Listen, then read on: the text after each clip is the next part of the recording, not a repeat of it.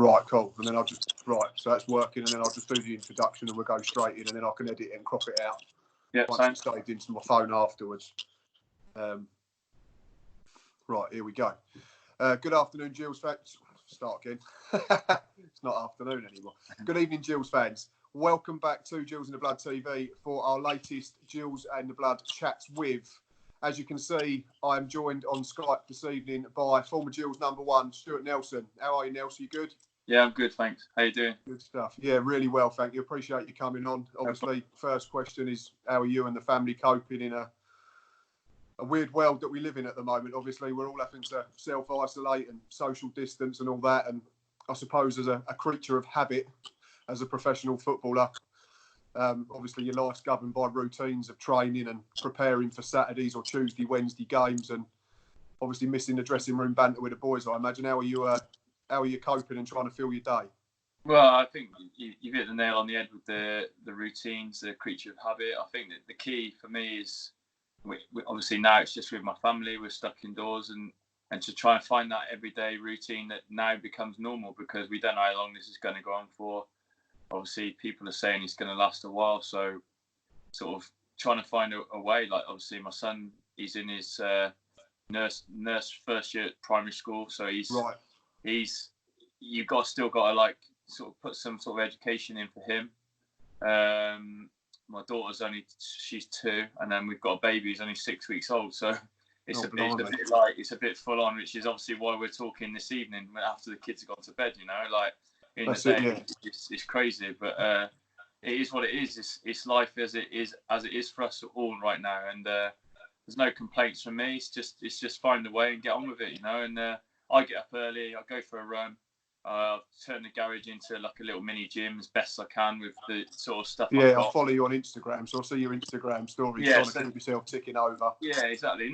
Nothing special, but just doing what I can with the sort of facilities I've got. You know, it's like we're not allowed to do anything else, and then I go back in. I do PE with Joe Wicks with my son, and so that gives him his PE lessons. That gives him a bit of that, and then the rest of the day we do a little bit of like some sort of schoolwork with him, and then go out for a walk with the kids and that later in the day, just to sort of get them out of the house really, and try and find sort of a routine, and maybe FaceTime one of the family members so they're still seeing people, and then just sort of do that every day of the week, and then the weekend have it just change up a bit, so we still got our weekdays, weekends, you know.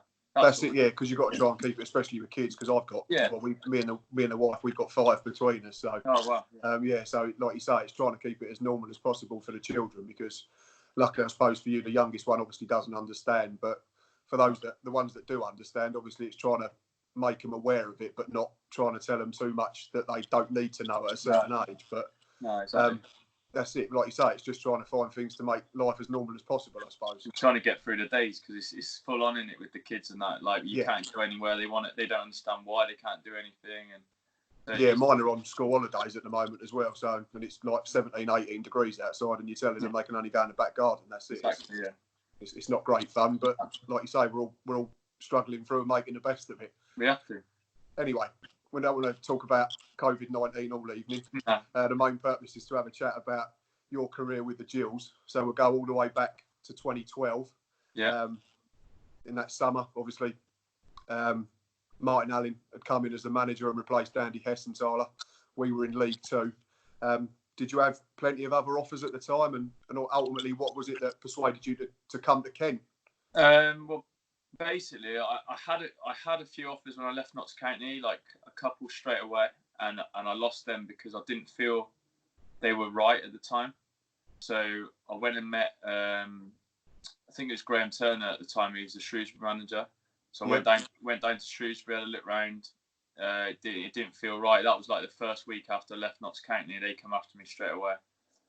They just got promoted to League One, I think. Or they just got promoted to League Two. I don't know. Anyway, they'd done well, but their goalkeeper had moved on. So they come in for me straight away, but it just didn't seem right. So I didn't take that. Maybe 2 or 3 weeks into the summer, midway through the summer, I went and had a look around Port Vale with Mickey Adams.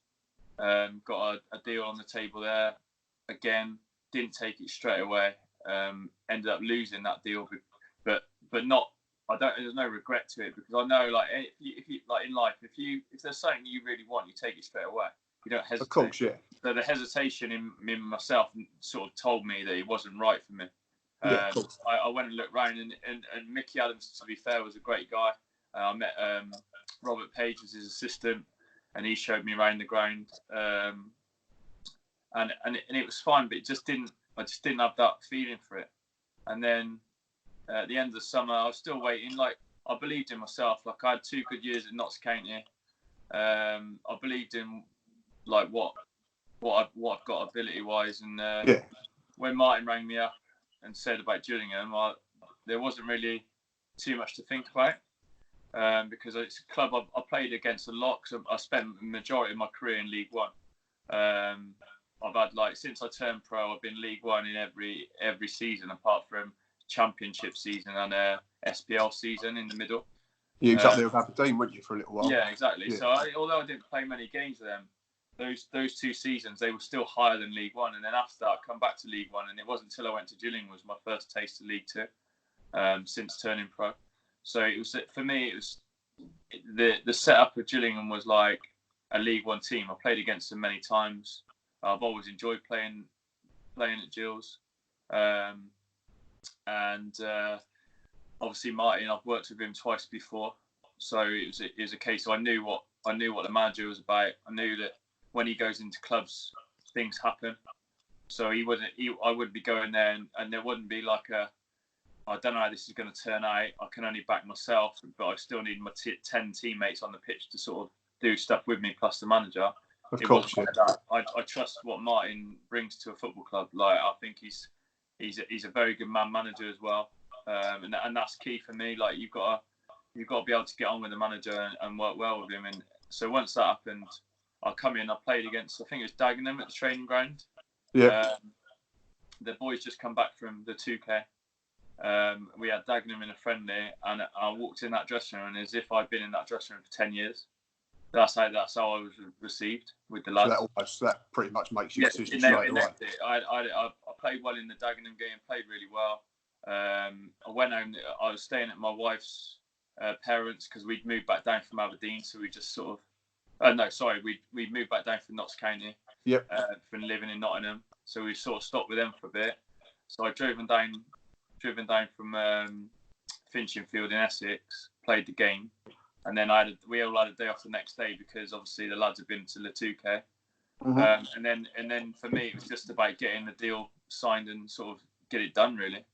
Yeah, because obviously then you want to crack on properly, don't you? You've sort of lost half the summer, so to speak, waiting for the right exactly. offer. But when I said about Shrewsbury and Port Vale and the stalling, there was no stalling with this. It was like let's get it done, Mark. Let's speak to the chairman, Mr. Scully, and let's get this deal over the line. And that's how it went down. And it turned out all right, didn't it? Yeah, it did. It did. Because obviously that first season, like you say, we was in League Two, and I assume the aim was to be challenging at the top because the Gills had just missed out on the playoffs the previous 2 seasons under Hesse. I imagine it probably went slightly above and beyond what you dreamt of, I suppose, in terms of how that first season could go, because I've just done a little bit of research like before we've spoken. Obviously 19 clean sheets in 48 games that season.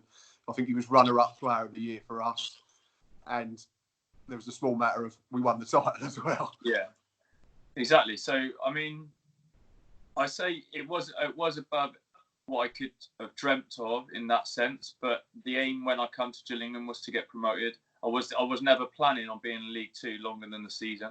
That was the whole point. So that was I took that sort of chance to take one step back to take 2 steps forwards in that sort of sense. Yeah, I get that totally. And obviously that comes back to you backing yourself and backing Martin as a manager again. Yeah, it's picking the right thing and having the right challenge. I think stepping outside your comfort zone in a way was going down to League Two, not knowing anything about it. Was it going to be more physical? Was it going to be more like crash bang wallop? I don't know. You never knew what it's good. I didn't know what it was going to be. I hadn't been in League Two. You know, like I'd been in non-league and I knew what that was about. But this was sort of like in between that.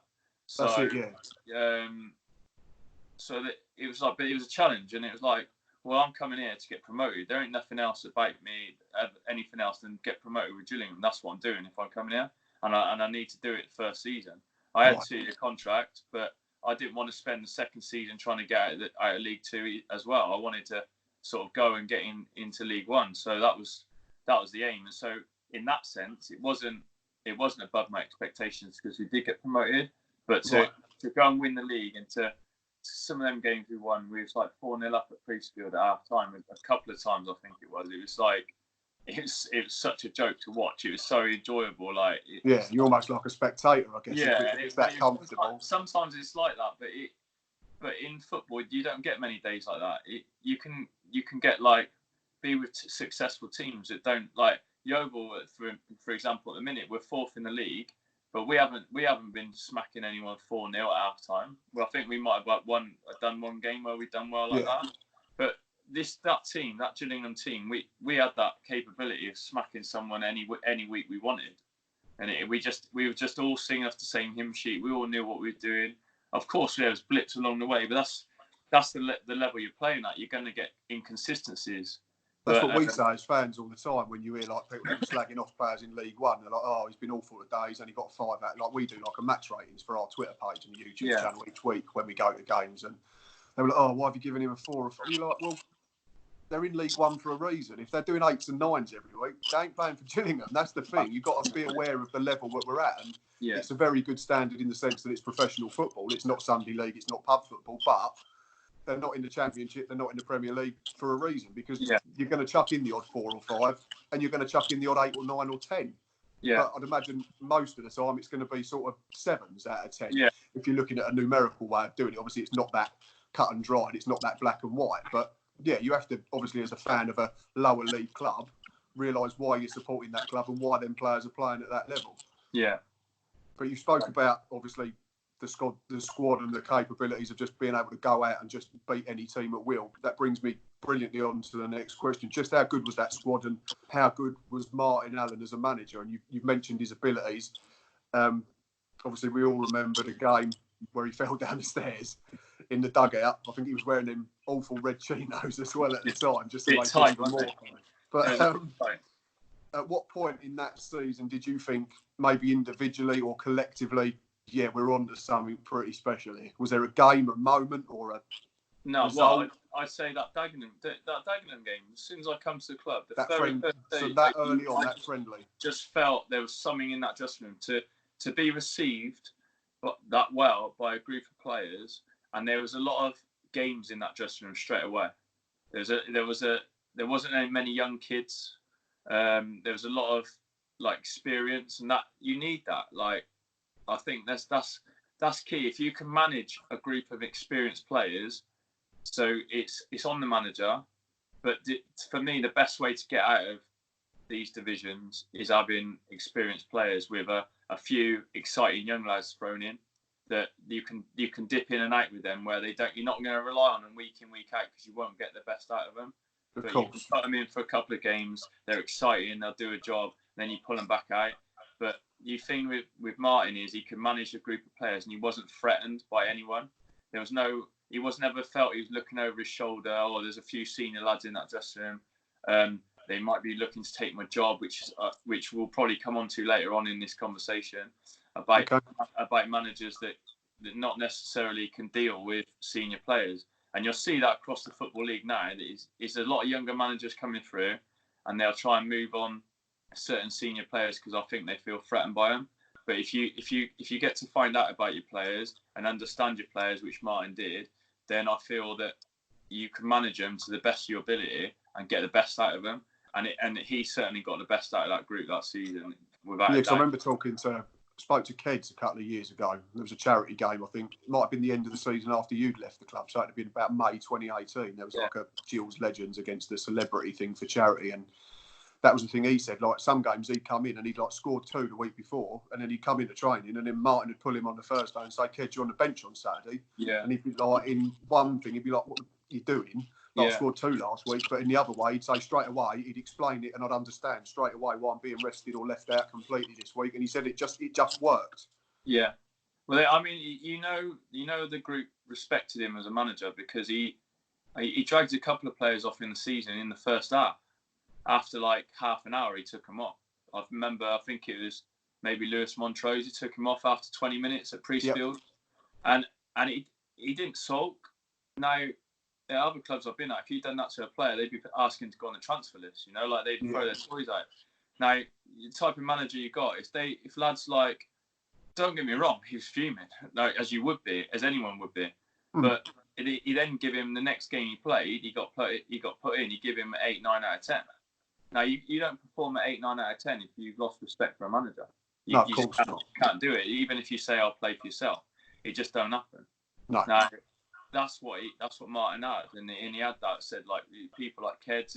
We had a good squad that year. Like, we had a full squad, and we done well with fitness, so we had a good amount of strikers. So there was that possibility you could score 2 goals and still get left out because he was freshening it up, because he knew he was looking at the long game, the 10-month picture of us getting all the way through to the end of the season and keep winning these games. So Keds was one of our main players. He was one of our goal scorers, but one of our talisman, you know. And so you want him in the side. So if he was going to be left out, he wasn't going to be left out for long. But he was managing his workload, and people talk a lot about load management these days. But I think Martin did it through, not necessarily through legs, because we all had enough in our legs to get through. But sometimes it was a bit mental as well. Keeping players on their toes. And I think, and obviously it worked ultimately. Well, yeah, proof's in the pudding at the end of the day, and we lifted the title. So obviously we've spoken about that squad and Martin a lot.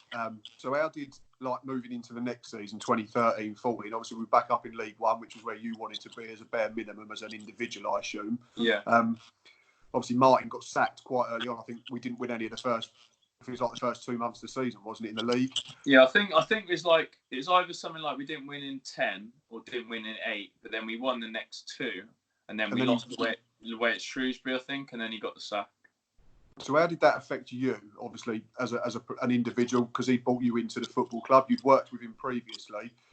From a fan's point of view, looking from the outside in, so to speak, it clearly didn't seem to have an effect, because I think you won Player of the Year that season for us, didn't you? Yeah, I did. So, but obviously, how did it affect you, but also collectively the squad, losing a manager who'd done really well, and probably from a fan's point of view at least, didn't get long enough in League One? No, I think that what sort of Martin's downfall that season was he changed the way we played in League Two. I think in League Two we were very direct, but we were all singing off the same hymn sheet, so it was effective. So kind of like at times we played for territory.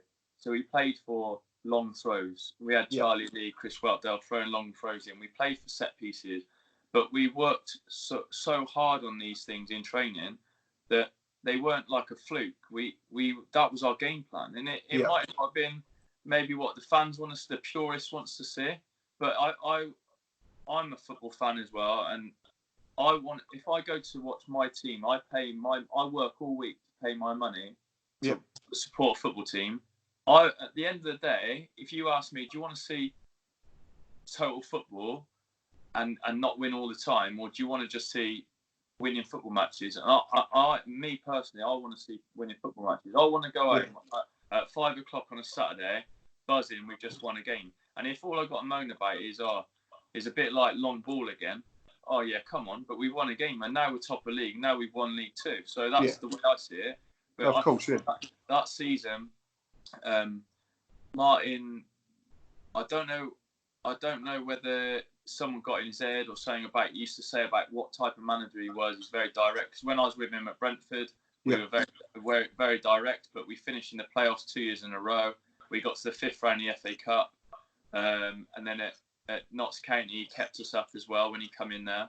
All being very direct. And then obviously we won League Two being direct. But then the season after, he wanted us to be like total football, and for their first, as I said, it was either 8 games or 10 games. Whenever it was up to the game, I think we won away at Crewe, and that was the turning point for me, where he would have been fine for the rest of the season, because up to that point we were going like total football. It weren't working, but he was trying to persist with it, and then obviously it put him on the ropes because he didn't get any results. Yeah, but then he went. F it, let's go back to why we won the league, which is how we should have been from the start. Yeah, exactly. Yeah, I totally agree with you So if you look at the likes of that season, Rotherham, who got promoted with us, I think they then got promoted again through the playoffs, maybe against Orient. And was that season? I'm not sure. Yeah, it would have been, because it would have been the Gills manager now, wouldn't it? Yeah, it was Steve Evans. Yeah, exactly. So they all they did is carry on the same way they got promoted, because that season it was us, Rotherham, I think Port Vale, was it? Yeah, it was. Yeah, I think so. And we were all direct. Port Vale had Pope. Yep. And Rotherham had Revel, and then we was all direct through the main striker. So we had Keds or Dion Burton, who we were direct through. Obviously, we had the strength in depth, so we was able to have 2 target men that we could chop and change. Did we bring in Bayo in that summer as well, didn't we? The summer of 2013-14. But I'm talking the League Two season when we got promoted. Yeah. So we had them strikers, and we were all 3 teams were direct, and all 3 teams got the promotion. So, and then Martin, for some reason, tried to go away from what had been successful. I don't know who got in his head, whether it's the chairman saying, or the board, or the fans, whoever saying we don't like this way of football. I wouldn't have thought it'd be the fans, because we just won the league. So I just want to keep winning matches again. Yeah. Someone said something to him, and it obviously affected him, because for the first 8-10 games, we were trying to be total football, and then he went, nah, we're going back to how we always play. We played Crewe away. We was turning the ball in behind, running in behind. We dominated them. We won the game. I think we then won the next game, and then it was Shrewsbury, and we lost, and he got the sack. And then I do believe then that was a bit quick, because you could see it turn. He changed his ways. We'd gone back to that championship side again, championship way of playing that won us football matches. He'd gone back to that, but he got the sack. So it affected me in the fact that I look at Martin as a little bit of a friend now as well. Like, he came to my wedding when he was at Notts County. I went to his wedding. I'm quite close to Martin now. You know, I got on well with him. He tells it as it is. He don't beat around the bush. He just says it as it is. That's similar to me. So I think that's why we get on, because it's always honest. There's no hidden agendas. If you don't like something, you say it. That's it. Yeah, you tell each other how it is. Yeah. Yeah, and that's why we always got on. Like, we've had crosswords. It's happened. It happens. But we're men, and we're honest, and it's only because we both want to win, and that's how it was. And so that was disappointing to lose him, but I still had a job to do, and I love playing for that football club. I had that love for the football club straight away. Yeah. So you have to put it to the side and get on with the job in hand. And that job in hand then was critical. We need to stay in League One. Yeah, because otherwise all the hard work of the previous season just becomes almost null and void, so to speak. Yeah, and not on my watch. I had a year left on my contract. I wasn't leaving this club on a relegation, and that was it was get the club back into the League One, which is minimum, which is I played a big part in that. And then it was from then, once we got there, realistically, is Gillingham ever going to win League One, get promoted? I don't think so, because I didn't feel since that first season that I actually felt we spent less and less money every season after that. So I didn't feel that we could necessarily bring in maybe the calibre of player we needed to go and sort of get promoted. Well, historically, we've only been in the second tier for 5 years of our existence. So again, yeah, in terms of percentage of chances of it happening, it's pretty low. And again, that can come back to modern day fans rather than maybe slightly older ones, is people have to be aware of what Gillingham Football Club are, I think is a fair way of putting it. And that's not to say that as fans or players or managers, we don't want to have ambition and don't want to strive to get higher up. But sometimes there has to be a ceiling, so to speak, whether that's finances, stadium, that type of thing. Yeah, I think, well, definitely. But I think, like I said, in the 5.5 years I was there, I'd say we invest. It felt like I got no fact to this, so I'm not having a go at anyone in particular. No, of course. And I'm not saying anything bad against the chairman, Mr. Scully, at all. I just felt that it felt from the outside, because obviously as players we don't know anymore. We just see what players get brought in. I felt from that first season in League Two, the calibre of players that were brought in already in the building were higher level players than once we got promoted. Every season that went on, I don't believe we brought in that same sort of. We were never moving on the upward track on the players we brought in. So then, from me, it then makes me sort of. So you almost think maybe that we got to League One and that was we'd sort of settled for that was as good as we could. Yeah, so sort of like then we just need to consolidate, which is fine. So then, if that's what you want to do, that's not my job. My job was to try and win as many football games as possible. Of course. I just felt, personally, I felt that there wasn't the same investment in the team as there was in that first season in League Two to get to what we wanted to do. So if we wanted to then go on again, I didn't feel that we tried to do that. So it's going to be, right, we're going to go and try and get as far as we can, as high as we can with what we've got. And obviously the first season was very difficult with such a bad start. We was on the back foot straight away. Yeah, he's playing catch up, weren't we, for a long time. Yeah. So ultimately, me personally was just do as best you can for this team and try and keep him in League One. And ultimately, that's why I would say in the end I got Player of the Year, because the performances I was had to play up to play my part had to be at that high level. I suppose you was probably busier than you'd like, ideally, because we weren't winning too many football matches and weren't keeping many clean sheets. Well, who did we play? We played Coventry at Northampton. They was at Northampton at the time. Yeah. And they had Calvin Wilson up front, who was flying that season. We went to Bournemouth. Bournemouth, yeah. England. Callum Wilson. Callum Wilson, yeah, sorry. Yeah, he was on fire that season, scoring loads of goals. And I remember that game. I must have made about 20 saves. I still let in 4 goals. So it was one of them. Sometimes think, why do I bother? Yeah, exactly. So, but no. About obviously not improving the squad and not trying to get to the next level, but we've got to talk about it, and we'll have to talk about him as well. God rest his soul, Justin Edinburgh. We came very close that season, 2015-16. I think we were. Well, I know 9th was the lowest we'd ever been in the whole campaign, and that was the final day, and it had to be home to Millwall, didn't it? Just to rub salt in a wound. But I think up until February, we were top 3.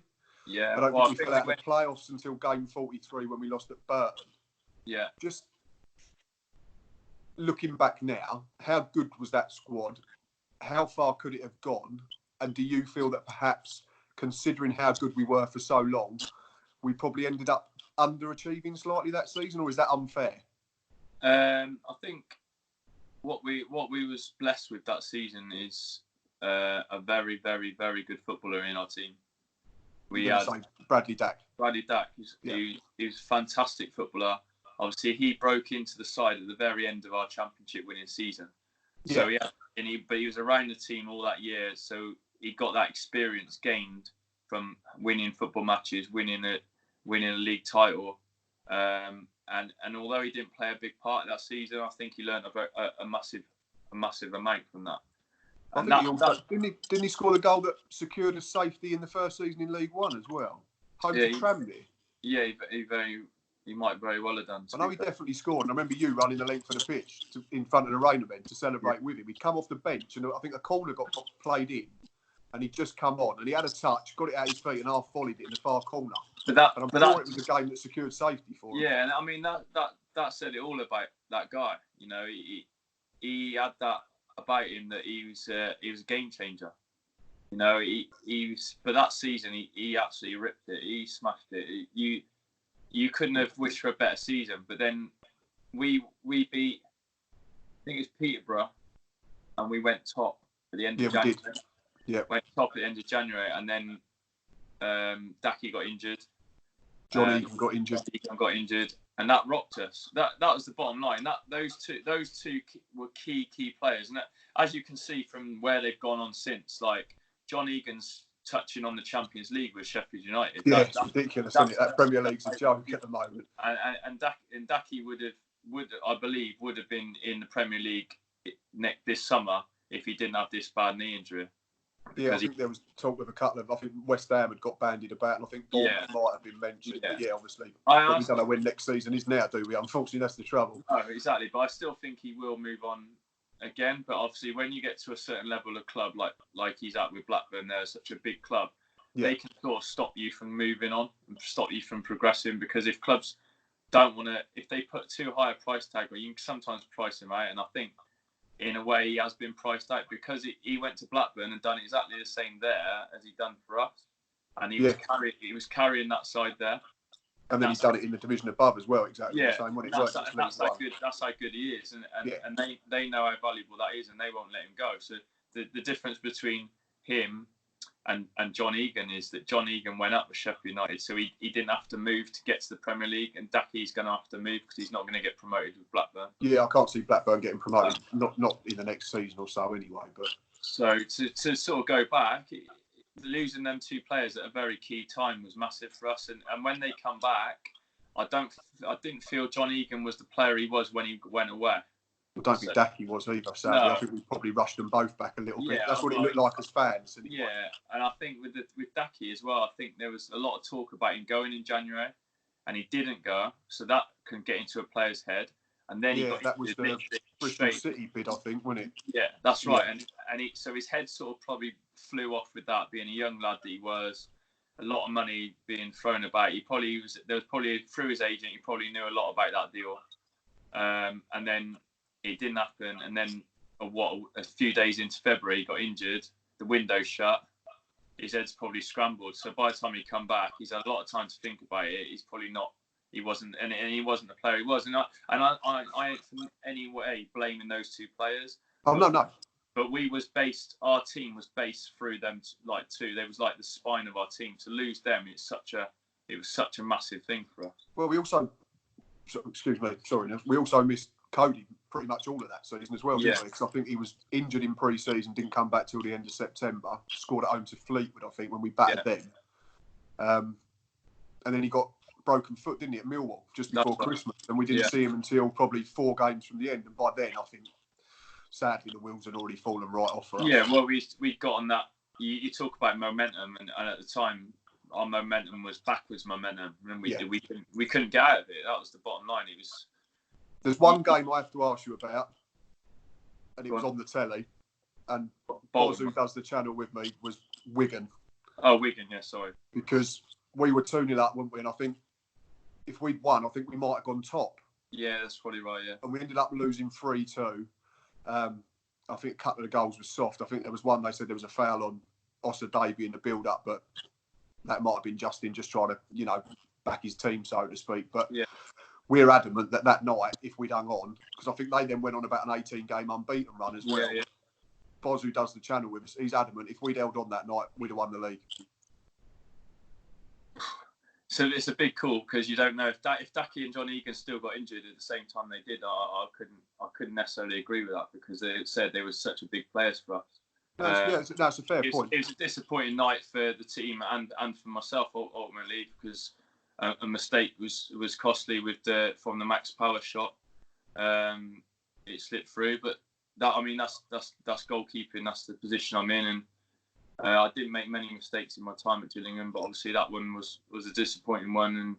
And to me, it doesn't matter that it was on TV because I hate making mistakes, whether it's on TV or in training, And I pride myself on my consistency, so that one was disappointing. But as I said, it is what it is, I suppose, with the position I play. Of course, yeah, we'll never know for sure, will we? Like you say, there's a lot of ifs and buts, but it just seemed that, like you talk about momentum and moments, that seemed to be one for us again as supporters that you just felt maybe even if a point, because I think then for a couple of weeks we kept chucking away 2-goal leads. I think we went to Oldham and threw away a 2-goal lead. There was someone else we went in front and couldn't hold on, and that was the beginning of it just starting to slip away. I think. And obviously then we move into the season after and we go back to what you said about players. I think would it be fair to say that 2016 we maybe not spent a lot. I mean, like you, I don't know. I have no access to figures. I've had no interest in that side of the game. I'm all about watching the football matches and, like you say, trying to watch us win football matches. But we bought in a good bunch of players on paper at least that summer. We bought in the likes of Jamie O'Hara, Paul Konchesky, Jet, Lee Martin, Scott Wagstaff. There was probably a couple of others as well. And how was it from a professional point of view, having to flip it completely and go from one season trying to battle for promotion to then, especially in the last third of the season after Justin had been sacked, having to try and get your head around the fact that we were right slap bang in the middle of a relegation battle? It just for me, it just went back to that second season where you just go into survival mode and just try and make sure we stay up, and you just do everything possible, and you have to take one game at a time, and when you get into the positions like that, momentum ain't something you're going to get. So like you looking for momentum ain't going to happen. It's just starting fresh every day, going in, working hard, concentrating in training, and we're looking at all the things you can do, set pieces, making sure you're all switched on and you're covering all those sort of things. And then when you go out on a Saturday, trying to get that result, and they ain't going to come. When you're down there, they don't come. So it's like you sort of lose one and you have to like regroup, and then you have to start again. And it's very difficult to keep lifting yourself again and again and again. But you have to try and find a way, because it's the football club. This is what you're doing it for. That you guys, your fans, and if you like sack it off at any point, then you might as well not be there. You're not part of that squad. We need people who's trying hard every week, and that's ultimately, I can only speak for myself, and that's what I ultimately try to do. And certain players, you need all them players in that will do that for you, and that's down to the manager to identify which players he's got on board and which players he hasn't, because usually when you're down the bottom, you haven't got a full squad. That's the point. See, with Martin, we talked about that at the start, Martin had a full squad of players, so even if the players weren't necessarily happy because they weren't playing, he still had them on board, so he still had a full squad to pick from. But when you're down the bottom, you'll have someone who's like might have niggles, someone who's got problems at home, someone whose form's out the window, someone who's not happy with the manager, someone who's sulking about something, and then you'll have players that have tried their hardest, they're willing to learn, they'll give you 100%, but it might not be it might not be enough. Sort of thing. Sure. But you know what you're going to get out of them, and I think if you can get those players that give 100%, who work hard, who listen on the pitch, 11 of them, and they hit it one week, they're going to hit it. They'll get the 3 points that you need, and it's just being consistent with picking those same players and finding them players that's going to win you, grind out results because of their desire and heart for the shirt they're wearing. So you touched on it there. You said about the manager trying to identify certain players that are better for certain situations. And you mentioned something about a manager right at the start of this chat. Obviously, A.D. Pennant came in the January of that season, and it went right down to the wire. It couldn't have gone any closer. No. There was rumours. We all saw his interview afterwards with Radio Kent. And I think it might have been him that mentioned bad apples, and he's come out afterwards since and said that he could write a whole book about the problems that he encountered. Obviously, I'm not asking you to say too much and stuff that you're not allowed to say, but was there an issue in that dressing room? Did we have divides that were causing problems when we should have all been more than ever pulling in the same direction? Or well, as I said in the previous bit just then, I don't think we had a full squad of players that you could pick from, that you could rely on, and that's it's not that they weren't available for selection. It's just in the head of maybe the manager or senior pros, you're not going to go to them types of players because they're not really going to be of much use to you. Is that what you're saying? Or no, I'm saying like you've got to pick. As a manager, you've got to pick the players that's going to give you everything on that pitch, because ultimately you're held responsible as a manager. So if your team don't do it, it's going to come back on you. So you've got to find the players within that squad that's going to play for you and play for the football club. And if you don't, then obviously that's when you sort of keep dropping down.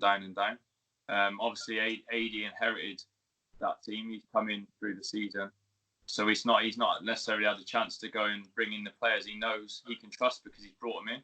So sort of said, a lot of managers will try and find players when they go out on their recruitment that they know, or they know one of their close friends knows. So say another manager, just for argument's sake, AD knew Martin Allen, just for say, and he trusted Martin Allen, and Martin Allen said, Charlie Lee is a great lad, you can trust him. Then AD would then take Martin's words for it and bring him in.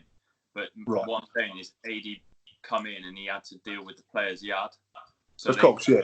And what you get is, when you touched on it with me, with Martin going, and how players respond. Some players, when a manager goes, they're loyal to that manager and they don't play for the new manager. So I'm loyal to the manager, not loyal to the past manager. I'm loyal to my manager. So you know, in the here and now. Yeah, you know, like, and don't get me wrong, I might be disappointed or I might not like a manager, but I'm still loyal to manager. So I always use the analogy of like, you know, if you kick a dog and he's like, the dog's like, I want some attention, and you go, get off me. 2 minutes later, the dog comes back, because that's what dogs are like. And I say I would say I'm like that. Like, you can say something bad to me as a manager and drop me or tell me I'm rubbish or whatever, but you're still my manager, and I work for you, and I work for this football club. So I'm always going to do my best until I'm not at that football club. I will do my best for the football club, and if you're the manager of the football club, that means I have to do my best for you, regardless of whether I agree with what you do or whatever. Right. It doesn't matter. That makes sense. I would never say anything, be backstabbing, saying stuff, be like trying to stir up trouble, because that's only going to affect me and my contract at the end of the day. If we get relegated, and it's something I've been doing, because I've been saying stuff behind the manager's back, that ain't going to work well for me with my family life and that, if I haven't got a job. So I'd never do that. If anyone ever said anything like about me saying something, that it'd be a lie, because that would never happen with me. There are players that do it, but it's in the dressing room. It's about trying to keep players positive when you're in that sort of situation down the bottom, and trying to keep people from not sulking and not looking at everything glass half empty, and trying to look at everything glass half full, even though we're doing and that's the key. It's a mentality. That's the bottom line. It's a mentality and trying to get the most out of your teammates. Well, on that subject, then obviously it was a pretty awful season on the whole. We know that because it went down to the final day. But if we're looking for silver linings, there was a couple. There was a League Cup game at White Hart Lane, and it still gives me as a fan goosebumps now. That reception that you got when you come on for Jonathan Bond was absolutely incredible. It's giving me goosebumps, you saying it now. Yeah, because obviously I think he ripped his groin, didn't he? I think taking a goal kick, and it happened to him a couple of times, unfortunately. But for you, obviously, it helped you out. Not that you wish harm on another professional. So that was one. The second one was, we have to talk about that crazy game in the March of that season when we were 2-0 down to Scunthorpe. And Josh Wright then scored a hat-trick of penalties in 9 minutes. And the final one would be, having lost your place to Thomas Holy for about half a dozen games, I think it was, towards the end of that campaign, you were then trusted at Northampton for that final day. And I remember there's one image of you at full time facing the away end, by which point I'm happy enough to admit I was slumped at the back of the away and crying my eyes out. Fists clenched, screaming, like literally probably sort of 6 inches, it looked like, from the fans. What was your emotion from them three? Obviously, because the Josh Wright thing is an absolute freak, surely. Yeah, because I actually I'm good friends with Wright, and he's taken a lot of penalties against me. I don't think he's a good penalty taker, but I don't think he's the best penalty taker. So he missed quite a few after that hat-trick. Yeah, well, he missed in the Northampton game. Yeah, and he also missed, I think, at MK Don's start of the season after. That's right, yeah. Yeah. So, I don't think he's like, you wouldn't put your ice on him on a penalty. That's what I'm saying. But for him to score them 3 penalties, it was like I said, it was an unbelievable game. It was just a weird thing to be a part of. To get 3 penalties, you don't often get that. Yeah. So for him to do that, it was kind of mad, like madness, the way it all panned out. But I said I get on well with Wright, and when you want things to go well for people, he's one I always want to go well for him, because he's such a top guy. Yeah, he's a good lad. He was the first person that we interviewed for this channel, that was when I think Nick Ball was the media guy then, not Phil, who's there now. And yeah, he was buzzing. It was only a couple of days after, and I think it was the Bolton game. We interviewed him before the Bolton game in the gym. Okay. And that was the night of A.D. Pennock's famous comment after the game when we'd lost 4-0.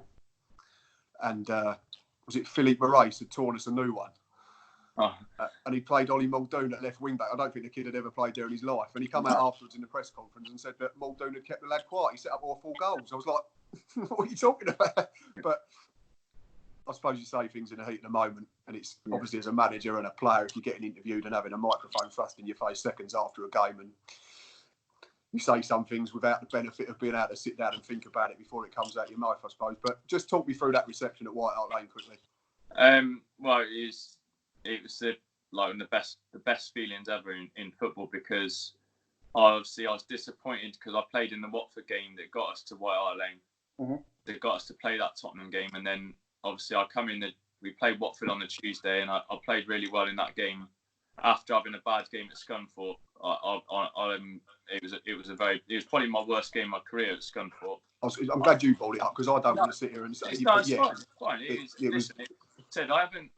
I haven't had many bad games in over 500 professional games. There haven't been many bad ones. You probably count them on there. I'd like to think so, yeah. Probably theirs for Gills, I'd say. That was probably one. Not a bad game at Wigan, but obviously it was the crucial one. It was the first one that got them back in. And I think the only other one I can remember that was soft, I'd say, as a fan, and you can tell me more because you're a professional footballer. Southend, first game of 2016-17. That's what it was, wasn't it? That was it. They were in the quick succession, the Southend and the Scunthorpe. But I think the Scunthorpe one was, for me, was probably in my whole career in them 500 games the only game where I'd say I'd gone. There's games where I've made mistakes, but that one, that day, it just seemed like nothing went right for me. That was just how it was. It didn't matter what I did. I mean, even then, saying that, I talk about positives and that. Even then, in that game, how bad I played, I still saved the penalty. So yeah, you did, yeah. I think we were 5-0 down at the time. Yeah, but you've still done your job to a degree, yeah. Yeah, I'm not digging myself out of it by any stretch. I don't mean that. I mean, but as bad as I said I felt I played, and to not play well in that one game in my whole career, to have a game where nothing went right, I still had something that went right for me in the game, but that. So it comes back to taking the positives out of a bad experience. Yeah, of course. Like I said, I ain't covering it up at all. Don't get me wrong. No. I'm not saying you are. I'm the first one to say that. And you said in my whole career, that was the one game where I'd turn back and say it just wasn't. There was nothing went right. And then there's been other games where I've made an error in a game. That obviously you're always disappointed with, but there's so much more positives in my career that outweigh that a million times, to get left out, the disappointment of getting left out of White Hart Lane, to get to play there, and I'd never actually been there, and it's one of the stadiums I hadn't been to, knowing it was going to be smashed down that season. Yeah, because there was the corner was missing, wasn't it, that night as well? It was the final season. Then I'm sat there on the bench with my trainers on, no gloves on, got my kit on ready, and then he's gone down, but we got a corner at the other end. So I'm like, one of the lads is like, "Oh, Bondi's gone down here," and I'm like, "How? Like, what's happened?" He's like, "We got." So yeah, we're up there, yeah. Yeah, and but then when I come on, I've got it on my phone. My brother was in the crowd and he videoed it, and the clip from when I ran on to I think I put my water bottle in the goal or something, and then walked out to the edge of the box. I've got that clip, and it's just the best for me. It was the best thing ever, and it just typified everything about my time with the Gills. That one moment, the way that me and the fans. And like you say, you was coming off the back of probably a couple of dodgy performances by your standards. You're able to admit that. Yeah. So I think that shows you straight away, and us as fans, how well and how high we thought of you. Yeah. Because it wasn't just like it was any other keeper. I'd imagine if that was the other way round, no disrespect to Jonathan Bond, there's no way a Jonathan Bond or any other keeper's getting that sort of reception. Yeah. But yeah, I mean, we didn't get near him, let's be honest, for 90 minutes, did we? I don't think we sat upright, to be honest, but who am I to, to be honest, I don't even remember. It was just a blur. Like, it's like the reception I got when I come on, and then it was just like, oh my God, can we have the ball back? They just literally had the ball. Yeah, it did feel like that night, didn't it? I think, and Bondy kept a clean sheet, in fairness to him. So I played 60 minutes or something like that, but it felt like I played 3 hours. I was like, can we have the ball? Like, this is going on forever. And it's like, you don't want the game to end because it's like such an amazing place to play football, and the reception I had, I want to be part of it. But I'm like, this could be anything, like they were just picking us off, it was. Because they had Ericsson started, Lamella started, even Vincent Janssen scored. That's how we were. Yeah, that's right. The one for me that stood out that night, and I said he'll play for England, and that was Harry Winks. I thought it was an absolute joke that night. Yeah, absolute joke.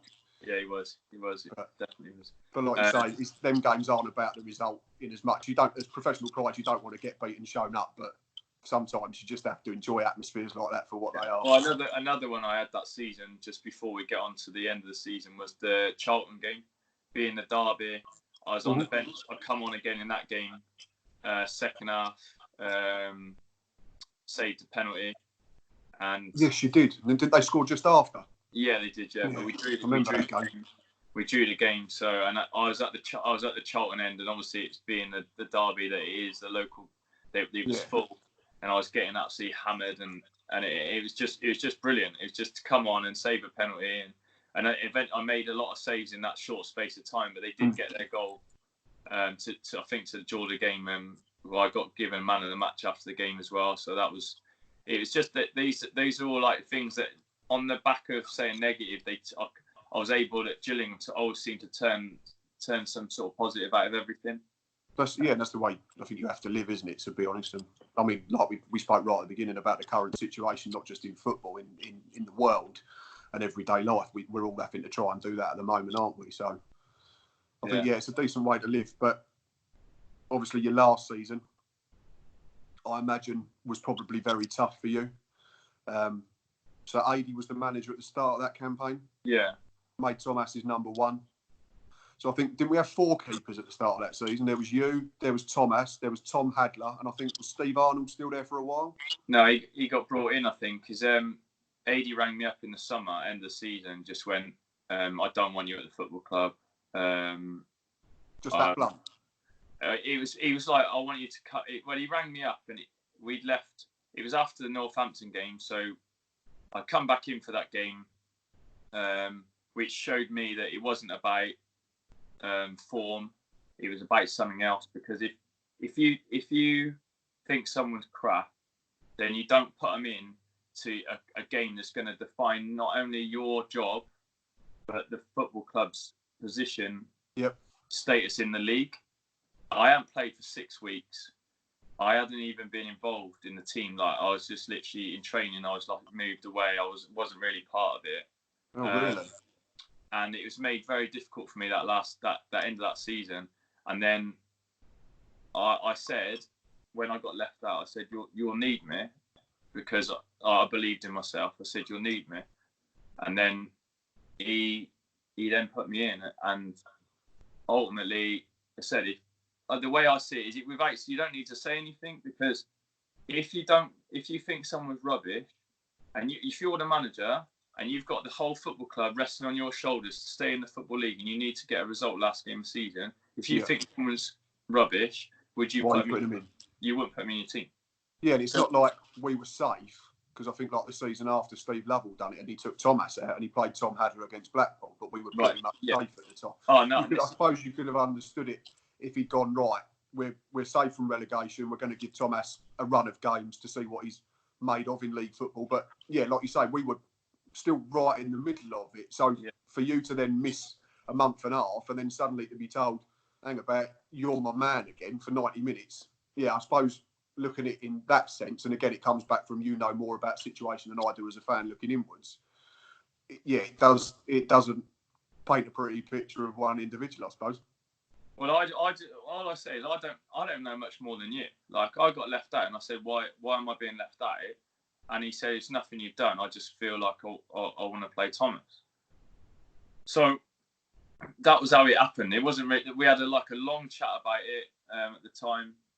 Going in, I think it was on the Friday before the Saturday that I got left out, and then obviously I didn't play for 6 weeks, and then I got put back in. I said, you don't need to know any conversation between anyone. I don't need to know what AD was saying to anyone else, what whoever was saying to whoever. The fact is, if your job and the club's League One status on the line, do you put a player in that you don't think's good enough? The answer is no. It's common sense. It's plain and simple. Especially not for the biggest, not just that season, but probably the biggest game since we'd come up. So in the best part of half a decade, Yeah, and your actual, if you want to go personally, his job was on the line. If he didn't win that game, he's getting sacked. Simple. Yeah. Because he's relegated. You're probably right. Yeah. There's no doubt about it. So to come in that game and keep a clean sheet, I felt a lot of pressure on me because of I put it on myself because of what I'd done previously. Played a part in doing. Sorry, not just me, obviously. What I'd been a part of to get the club into that league, and then before it was like my hands are tied. I was watching the club slip towards the relegation zone the weeks before, and then I got thrown in, and it was like, God, I haven't played for 6 weeks. It's like cheers sort of thing. Suddenly more pressure than probably if you played every week in the run up to that. Yeah, this could be my last game for Gillingham, and I don't want it to be on a relegation. I'm doing everything I can to keep this club in League One, and to finish the game with a clean sheet. I couldn't. That to me, that was my last game for Gillingham. Like the way everything played out. That was my last sort of thing that I'd done for Gillingham that meant something the most to me. That I could give back to the fans for all their support, was to do everything I could to keep that club to play my part to keep the club in League One, and I've done that. So that you did, yeah. So it was probably as big as the promotion, I'd say, to be honest, in the sense, because like you say, 5 years before that, you got us out of that division. You didn't want to leave with us dropping back into that division. No, exactly. It'd almost be like 5 years hard work is for what? Obviously, it doesn't mean nothing, but you know what I'm saying. No, You've ended up back where you started, so to speak. So, and you were always talking about maybe one step backwards for two forwards. We'd have got one forward and then one or two back again. But the people talk about leaving a situation better than when you started with it, and that's what I felt I'd done when I left Gillingham. So that was my main. Technically, it wasn't your last competitive game. You played 2 EFL Trophy games in the season after under Steve Lovell. One was a mental game, if I recall rightly. It was basically like watching a game of FIFA. I think it was 7-5 was that game against the kids for Reading. Yeah. I think we were 4-0 up and absolutely cruising at half time, weren't we? And then the second half was just, I mean, in terms of value for money as a fan, it was fine because I think it was a tenner a ticket. I think we worked it out, it was about 60p a goal. but I suppose as a keeper with standards as high as you've set yourself throughout your career, it probably weren't ideal. No. And it certainly weren't a game where a manager was going to learn too much about people. No. But your final game, I think I'm correct in saying, and I'm going to ask now, did you know you was leaving because you were captain at Maidstone in that? So you was just captain that night because you were the most senior member in the team? Yeah. I that Maidstone game meant more to me than you fans would probably know until I'm talking to you now. Because I know Gillingham and Maidstone, there's a history there. There was, yeah. We have to go back quite a while now, unfortunately. But I do know about that history, and it gets talked about. And we tried to play Maidstone pre-season. It got called off because of the potential trouble there could have been. Did they make an excuse about something about their stand was being rebuilt? Yeah, but it was about who's going to be, like, a lot of fans are going to be there, And I don't think they could get the police for it or whatever.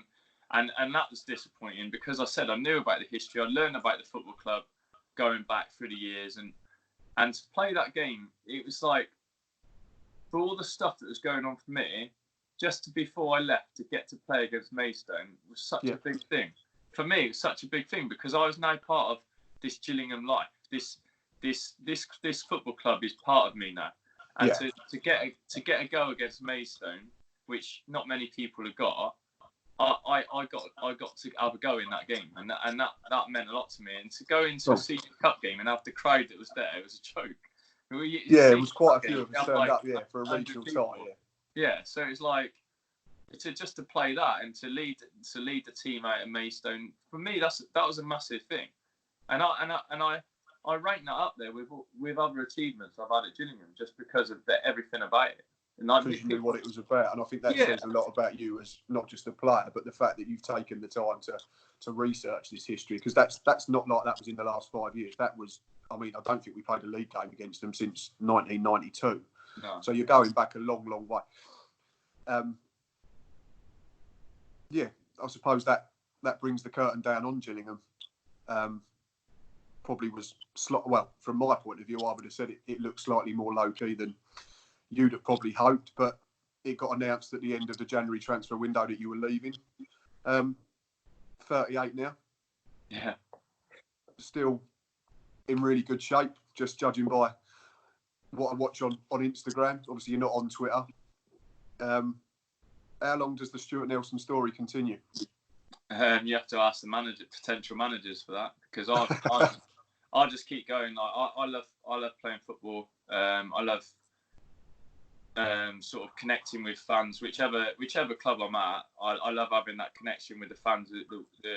That when the team scores goals, that winning feeling, that celebration. I love all that, And it's like, don't get me wrong, no one's ever going to top the time I had at Gillingham for the rapport I had with the fans and that bond I had with the fans. But everyone loves celebrating goals, It's like, why would I want to not do that week in, week out if I can do it? And I think I'm fitter now than I was 4 or 5 years ago. That was my next question. Like I said, I watch all your videos. You're always doing your keep fit, put my teeth back in, your fitness work on there, and you still feel as fit as you did when you joined Gills or further back. And no, well, listen, when things started to not be as positive for me at Gillingham with the last couple of seasons, I went out and you got to I feel you've got to look at things and address certain situations and be a bit like, what can I do? What can I do to sort of change things? So I went out and got a personal trainer. I changed my eating habits. I got lean. My personal trainer, I got fitter. And then since I've been with her, I've probably been with her now 2 years, 2.5 years from when I started. And the shape I'm in now, is ridiculous to what I've been in my whole career. And when I go back pre-season, I'm running around the front with all the lads and that. I'm fitter than most of the young kids, And obviously, you obviously get these lads that are midfielders that have got engines that can run forever. I'm never going to take them boys on, but the majority of the boys I'm up there with. And listen, when I finish my career, whenever that be, wherever that be, and when I die, it's life. We're all going to die. Yeah, it's going to come to us all. I will look back. I want to look back and have no regrets. And I have got zero regrets for anything I've done, because I've never cut a corner, and I live by that. I've not caused anyone any problems. I don't try and mess anyone up. I just get me head down and work hard. And if people don't like that, that's just how it is. I will only try and do the best I can do. And of course. And that's what I'm doing now. Things have changed. I'm not playing in League One anymore, but can I do anything about that? No, because it's not it's about someone else's opinion. I still believe I can play in League One. I still believed I could at the end of this time at Gillingham, but the people who was in charge at the time didn't believe that or didn't want me to do that. So that's why things change.